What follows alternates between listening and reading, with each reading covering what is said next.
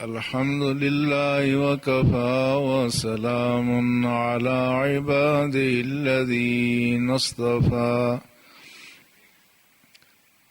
أما بعد فأعوذ بالله من الشيطان الرجيم بسم الله الرحمن الرحيم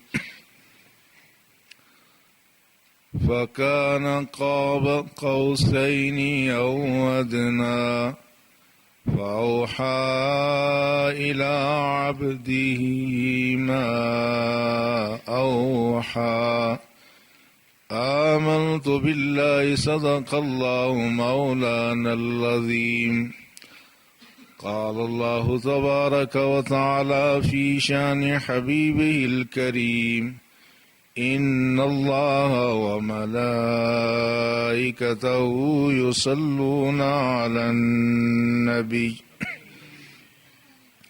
يا أيها الذين آمنوا صلوا عليه وسلموا تسليما اللهم صل على سيدنا ومولانا محمد وعلى آله وأصحابه أجمعين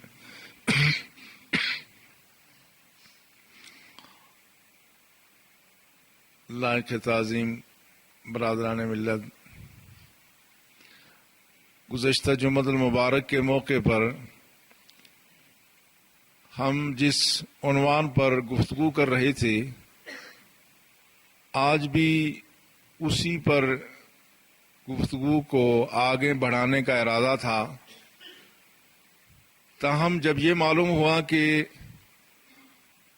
آئندہ جمعے سے پہلے یعنی اتوار اور سوموار کی درمیانی شب لیلۃ المعراج ہے، جس میں رسول اللہ صلی اللہ علیہ وسلم نے آسمانوں کی سیر کی، تو مناسب یہی معلوم ہوا کہ آج اسی پر گفتگو کی جائے۔ گزشتہ جمعے جو میں نے عرض کیا کہ اللہ جل شانہ اپنے بندوں کو ان کے مقام اور مرتبہ، ان کے ایمان اور تقوی، ان کے عمل اور اظہار کی بنیاد پر ہر شخص کو اسی قدر مقام و مرتبہ عطا فرماتا ہے،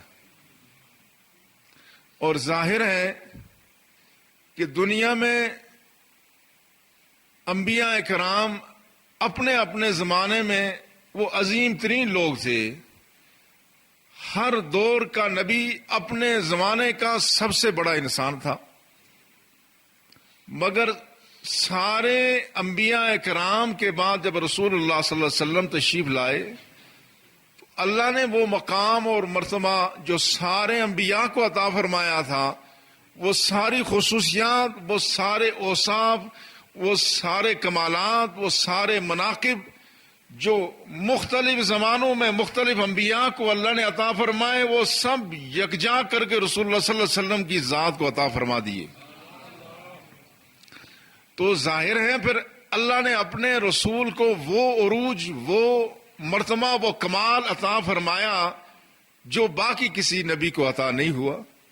جہاں تک نبوت اور رسالت کی بات ہے، نفس نبوت اور رسالت میں سارے انبیاء برابر ہیں، لیکن مقام اور مرتبے میں فرق ہے، جس کا تیسرے پارے کے آغاز میں ذکر ہے۔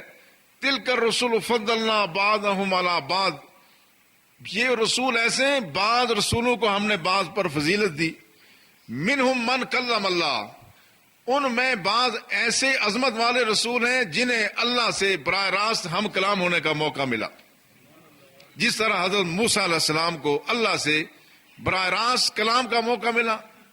وَرَفَعَ بَعْضَهُمْ دَرَجَاتٍ، اور فرمایا بعض کے تو بہت درجے ہی اللہ نے بلند کر دیے۔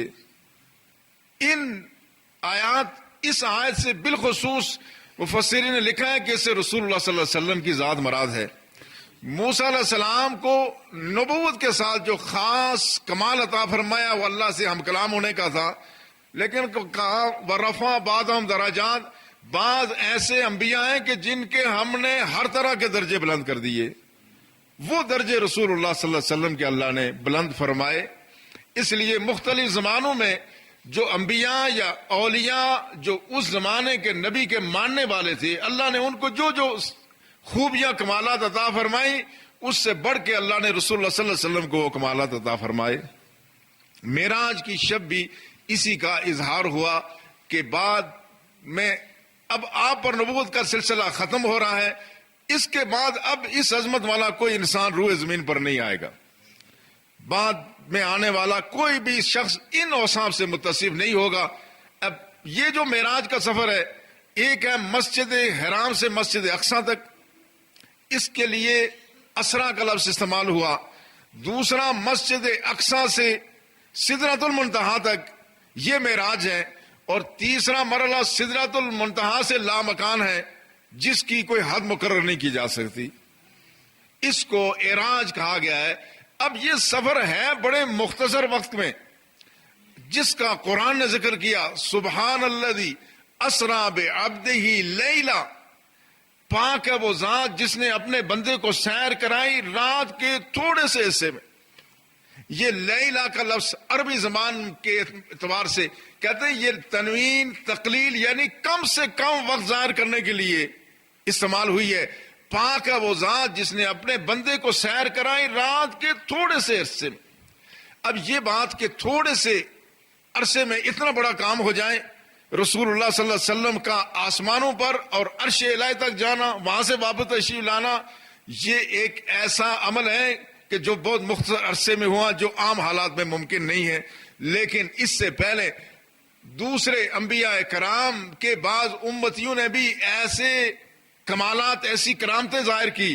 یہ کرامت کیا ہے؟ کرامت کا مطلب ہوتا ہے عزت۔ اللہ اپنے نیک بندوں کو عزتیں دیتا ہے، اس جہان میں بھی عزت دیتا ہے، اس کے بعد بھی عزت دیتا ہے، اور اس جہان میں اللہ اپنے نیک بندوں کو بعض وہ کمالات دیتا ہے جس سے باقی لوگ متصف نہیں ہو سکتے، یہ ان کے لیے کرامت ہوتی ہے۔ اور ایسی چیز اگر اللہ نبی کو عطا فرمائے کہ جو اہل زمانہ میں سے کسی کو نصیب نہیں، تو اس کو ہم معجزہ کہتے ہیں۔ اگر غیر نبی کے ہاتھ پر ہو تو کرامت ہے، نبی کے وجود سے ظاہر ہو تو یہ معجزہ ہے۔ ایک واقعہ اس سے پہلے کا قرآن میں معلوم ہوتا ہے کہ تھوڑے سے وقت میں بہت بڑا کام ہو گیا۔ وہ کون سی بات تھی؟ جب ملکہ سبا کے بارے میں حضرت سلیمان علیہ السلام کو معلوم ہوا، تو پھر حضرت سلیمان علیہ السلام نے اس کو پیغام بھیجا کہ تم مسلمان ہو کر کے سارے ہمارے پاس آ جاؤ۔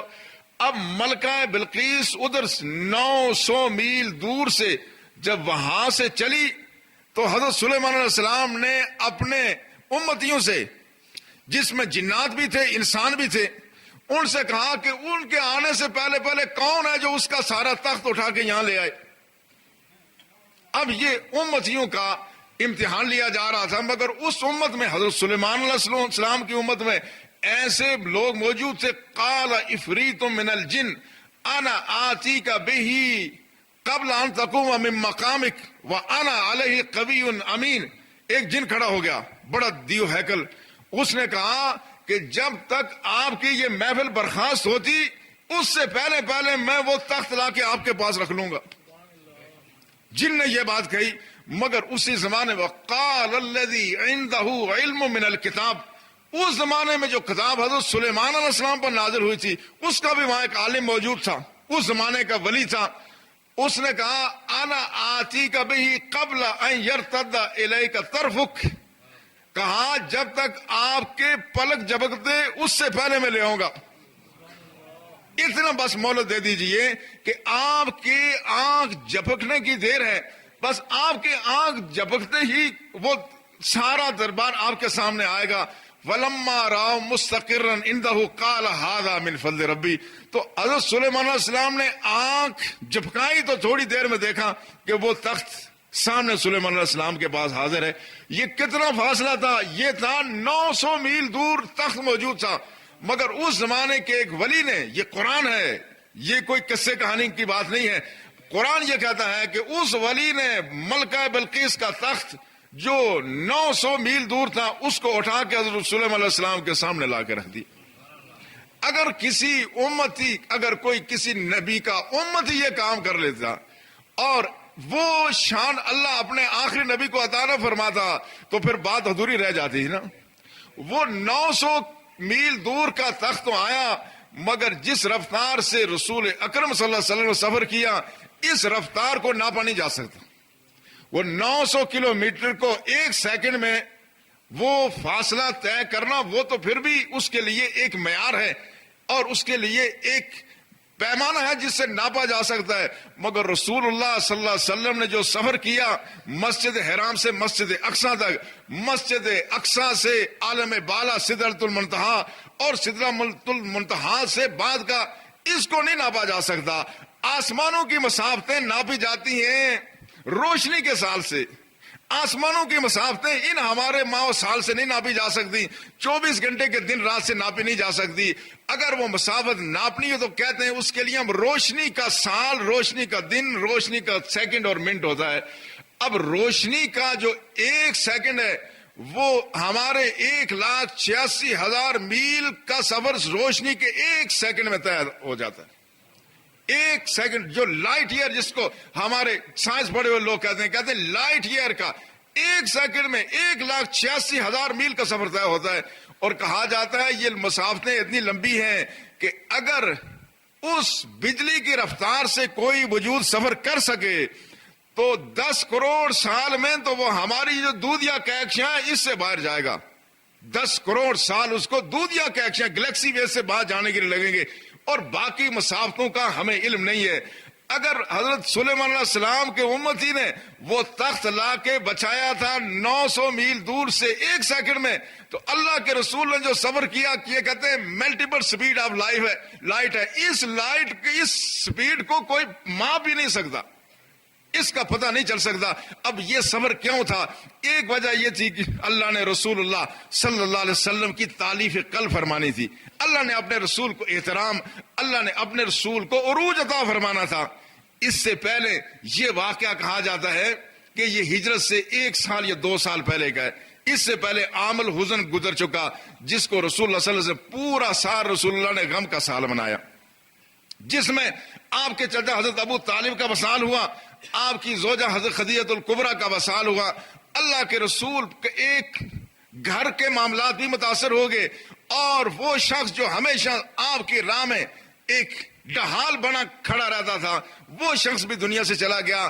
اب بظاہر عالم اسباب میں اللہ کے رسول تنہا معلوم ہوتے تھے. حضرت ابو طالب جب تک تھے اس وقت تک قریش اور مشرکین مکہ ان کی وجہ سے بھی پسو پیش کرتے تھے، رسول اللہ پر کسی طرح سے کوئی زیادتی کرنے سے پسو پیش کرتے تھے. حضرت خدیجہ الکبریٰ کا بھی وصال ہو گیا. اب اللہ کے رسول کے دل پر ایک غم کا پہاڑ ٹوٹا. ادھر مشرکین الگ ستا رہے ہیں. طائف سے واپسی پر کہا جاتا ہے کہ یہ واقعہ طائف میں جو اللہ کے رسول کے ساتھ جو ان بدکماشوں نے جو بے حرمتی کی اور جس طرح رسول اللہ صلی اللہ علیہ وسلم کے جسم مبارک کو زخمی کیا کہ یہاں تک کہ خون بہ کر کے آپ کے نالین میں جم گیا، یہ ایسے واقعات ہیں جس سے اللہ کے رسول کا دل کافی زخمی تھا.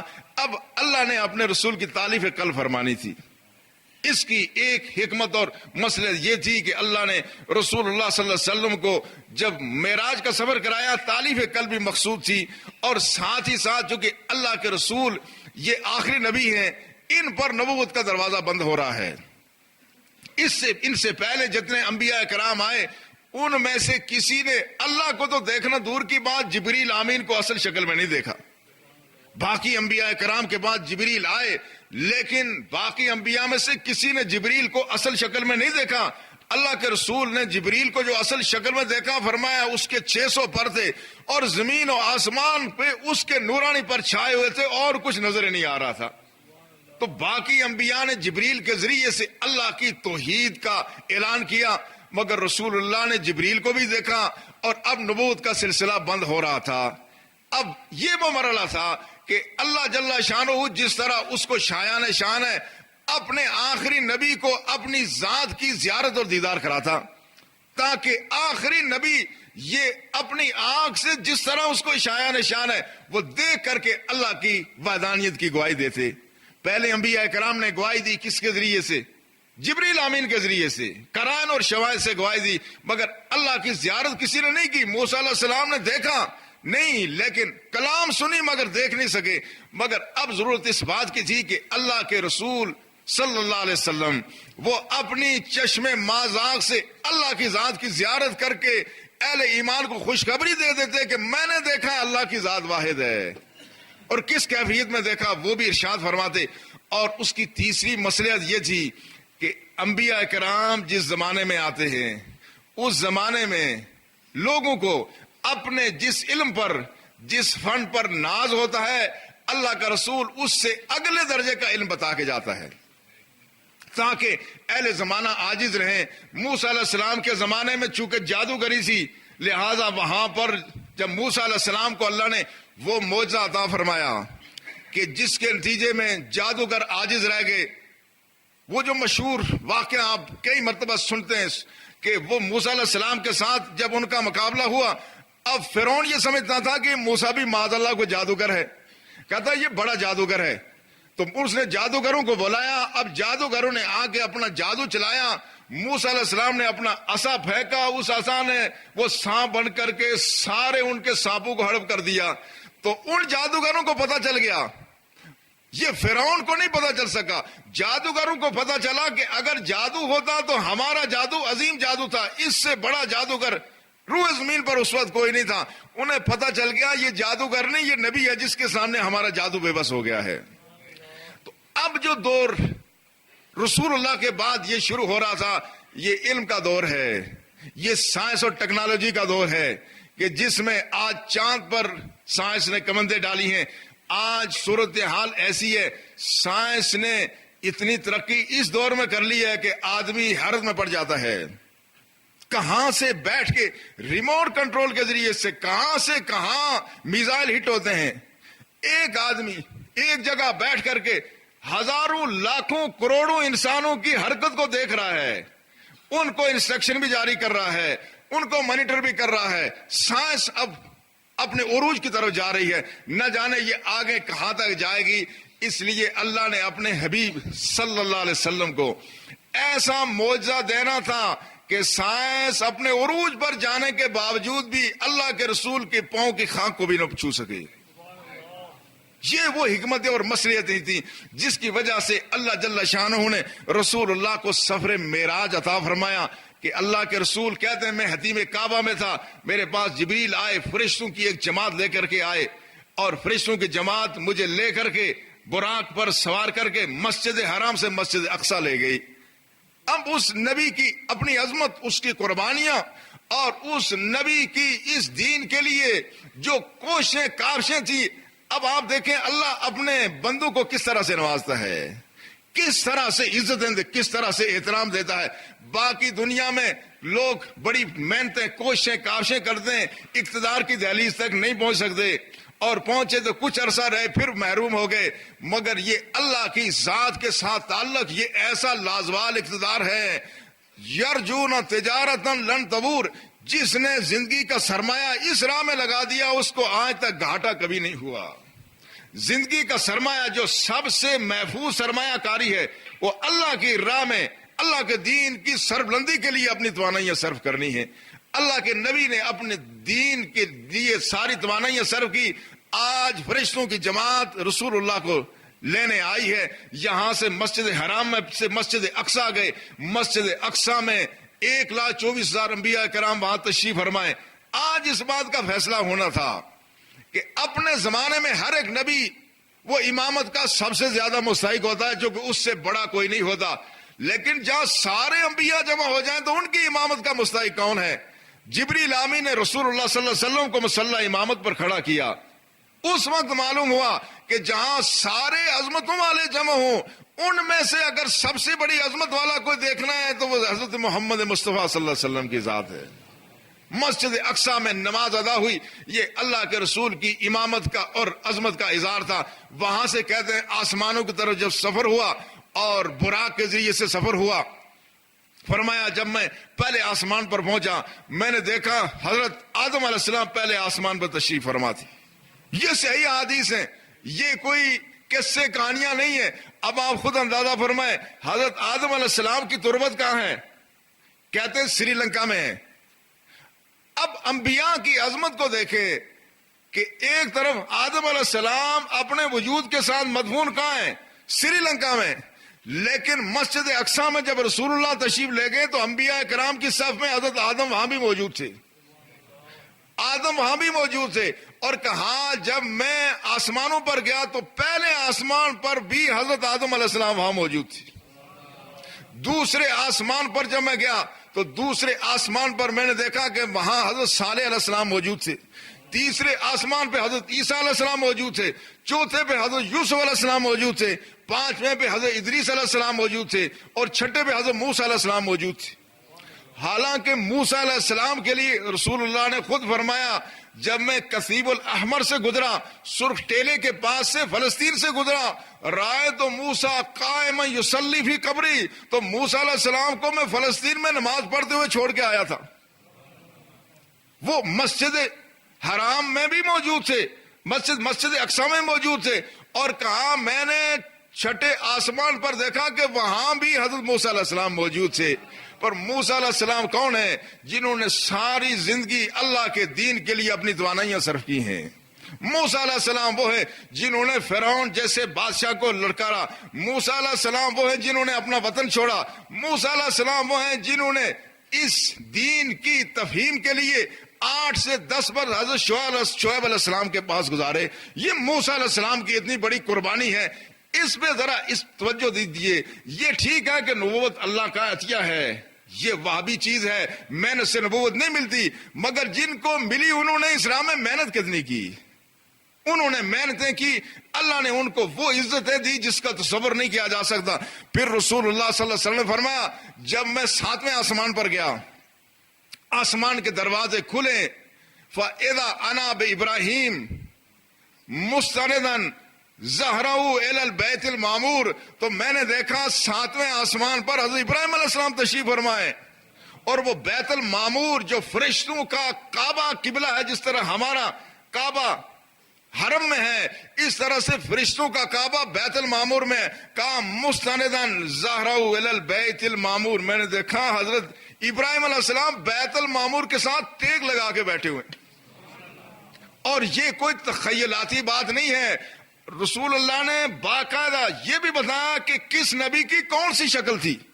اپنے اسی وجود کے ساتھ, جس وجود کے ساتھ نبی نے دنیا میں زندگی گزاری, اسی وجود کے ساتھ. کہا میں نے موسیٰ علیہ السلام کو دیکھا تو وہ شنوا قبیلے کے مردوں کی طرح سے تھے, ان کے بال گنگری والے تھے. اور کہا عیسیٰ علیہ السلام کو دیکھا تو وہ عروہ بن مسعود کے لیے کہا کہ میں نے دیکھا حضرت عیسیٰ علیہ السلام کی شکل عروہ بن مسعود سے ملتی تھی. اور کہا ابراہیم علیہ السلام کی شکل مجھ سے زیادہ ملتی تھی. اپنی اصلی شکلوں میں وہ اپنے پاکیزہ نورانی وجود کے ساتھ انبیاء کرام آسمانوں پر بھی تشریف فرما ہے. جب رسول اللہ صلی اللہ علیہ وسلم یہاں سے آگے کا سفر شروع ہوا, اب سدرۃ المنتہا سے جو آگے جانے کا سفر ہوا تو اس میں حضرت جبریل امین اس وقت تک ساتھ تھے. وہاں کہا لو دنو تو ان ملتن لحترقت, کہا یا رسول اللہ اس سے آگے اب میں نہیں جا سکتا. میں نے ساتھ دیا ہے, مسجد حرام سے مسجد اقصی تک ساتھ دیا, مسجد اقصی سے سدرۃ المنتہا تک ساتھ دیا, وہاں پر بھی نورانی فرشتے میرے ساتھ تھے. اب نورانیوں کی اس سفر کی انتہا ہو رہی ہے, یہ نورانیوں کا عروج یہاں ختم ہو رہا ہے. یہ نورانیوں کا سردار کہتا ہے لو اگر میں اس سے آگے چلا, کتنا انملتن معمولی سا پورے کے برابر آگے چلا, لحترقت تو آگے میں جل جاؤں گا. آگے جو نورانی وہاں جو شاہ ہے, آگے جو نور کی برسات ہے وہ جبریل کا نور اس کو برداشت نہیں کر سکتا. اب یہاں سے آپ آگے اکیلے تشریف لے جائے.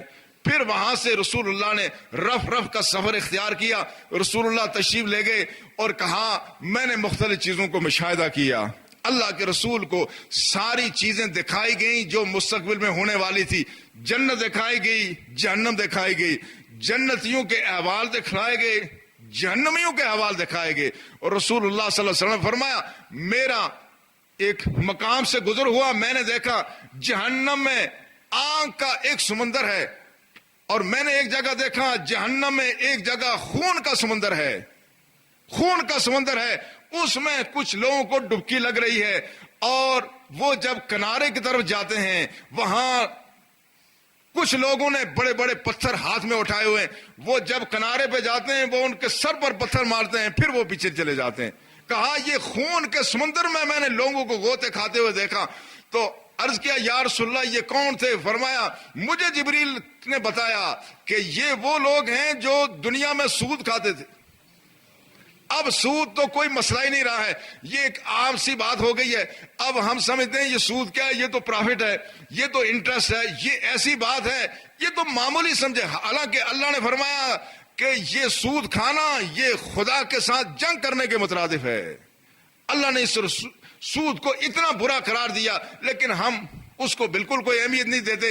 اللہ کے رسول نے جہنمیوں پہ واقع ہونے والے سارے معاملات کو خود ملاحظہ فرمایا، اور پھر آخر میں جب رسول اللہ صلی اللہ علیہ وسلم نے فرمایا، اس کے بعد کیا ہوا کہ میں آگے بڑھا، فدنو تو جس طرح قرآن میں ون نجم میں اس کا ذکر ہے، ثم دنا فتدلّا، ثم دنا، پھر وہ قریب ہوا، فتدلّا، اور قریب ہو گیا۔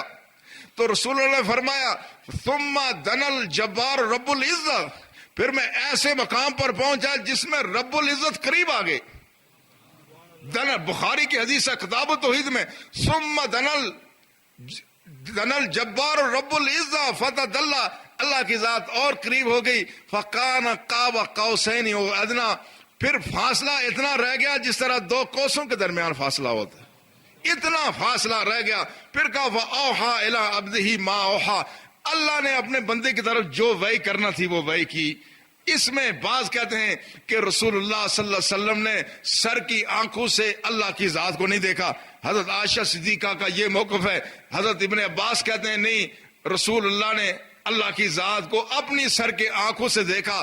اور وہ جو مسلم کی حدیث ہے نور انا اراہ، وہ لکھنے میں دو طرح سے پڑھی جاتی ہے، وہاں سے التباس پیدا ہوا۔ ایک یہ نور انا اراہ بھی اس کو پڑھا جا سکتا ہے، تو فرمایا وہ نور ہے، میں اس کو کیسے دیکھ سکتا ہوں، اور اس کو یوں بھی پڑھا جا سکتا ہے نور انی اراہ، وہ نور ہے بلا شبہ میں نے اس کو دیکھا ہے۔ اب جو بھی بات ہو، لیکن اس پر کسی کا اختلاف نہیں ہے کہ اللہ کی ذات کو رسول اللہ نے دیکھا۔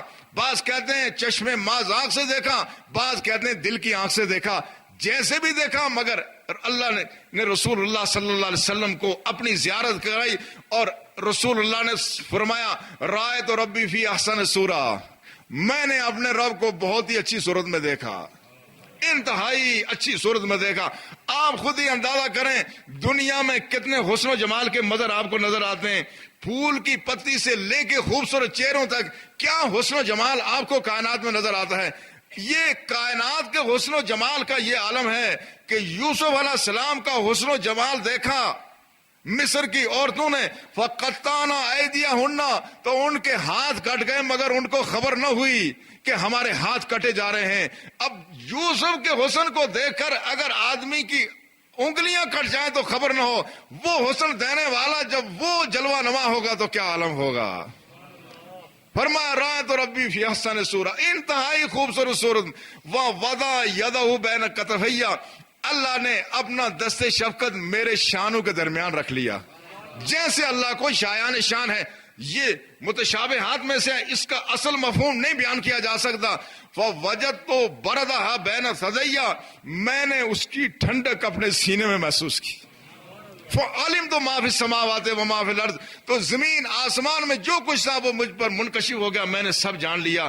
اس کے بعد رسول اللہ صلی اللہ علیہ وسلم واپس تشریف لائے، اور اب سارے حالات کا رسول اللہ صلی اللہ علیہ وسلم نے مشاہدہ کیا۔ لہذا یہ جو رات ہے معراج کی رات، یہ رسول اللہ کی عظمت کی رات ہے۔ اس میں اگر سائنسی حوالے سے کوئی کہے کہ یہ نہیں ہو سکتا، یہ وقت نہیں ہے، سائنس کی جو اپروچ ہے وہ اپنی الگ ہے، مگر یہ ہو سکتا ہے۔ ہاں سائنسدان یہ کہتے ہیں کہ اگر ہمیں انفینٹ فورس مل جائے، ایسی قوت مل جائے جس کی کوئی انتہا نہ ہو، تو ایسا سفر ہو سکتا ہے۔ کہتے ہیں ہم محدود ہیں، ہماری سوچیں محدود، ہماری پاور ہماری قوت لمیٹڈ ہے. کہتے ہیں ان لمیٹڈ انفینٹ فورس مل جائے تو یہ کام ہو سکتا ہے. ہم کہتے ہیں وہ انفینٹ فورس، وہ لازوال قوت جس کی کوئی حد نہیں، وہ اللہ کی قوت ہے. وہی کہتا ہے، وہ انہوں نے خود نہیں سیر کی. کہا سبحان الذی اسریٰ بعبدہ، سیر تو رب کی ذات نے کرائی ہے. لہذا وہ سیر، آسمانوں کی سیر جہاں سے نمازوں کی تکمیل ہوئی، ہمارے لیے اہل ایمان کے لیے وہ تحفہ ہے. اب معراج کی رات آ رہی ہے، اس میں بہتر یہ ہے، یعنی اتوار اور سوموار کی درمیانی رات، کہ آدمی رات کو قیام کرے، تلاوت کرے اور سوموار کے دن کا روزہ رکھ لے. یہ اظہار تشکر بھی ہے. اللہ نے جو رسول اللہ کو عظمت عطا فرمائی اس میں اظہار تشکر ہے، خوشی کا اظہار ہے. اور ساتھ ہی چونکہ یہ دن بھی اتفاق سے ایسا آ رہا ہے، رسول اللہ کا معمول تھا کہ آپ سوموار کو روزہ رکھتے تھے. صحابہ نے عرض کیا یا رسول اللہ یہ سوموار کو آپ پابندی سے کیوں روزہ رکھتے ہیں؟ فرمایا فیہ ولدت و فیہ انزل علی، فرمایا اسی دن میری ولادت ہوئی اور اسی دن مجھ پر وحی کے نزول کا سلسلہ شروع ہو گیا. لہٰذا اچھا موقع ہے. اور پھر کچھ تھوڑی سی ٹریننگ بھی ہو جائے گی، چونکہ رمضان کے روزے بھی آ رہے ہیں. رمضان کے روزوں کے لیے بھی ہم نے ذہنی طور پہ تیار ہونا ہے. اس دفعہ روزے بھی ہیں گرمی کے، تو اس روزے کی برکت سے ایک طرح سے آغاز ہو جائے گا. اللہ ہمیں توفیق عطا فرمائے. اللہ نے جو عروج اپنے رسول کو عطا فرمایا، جو حرمت عطا فرمائی، ہمیں اس کی قدر شناسی کی اللہ توفیق عطا فرمائے. نماز کی پابندی کی توفیق عطا فرمائے. وما علینا الا البلاغ.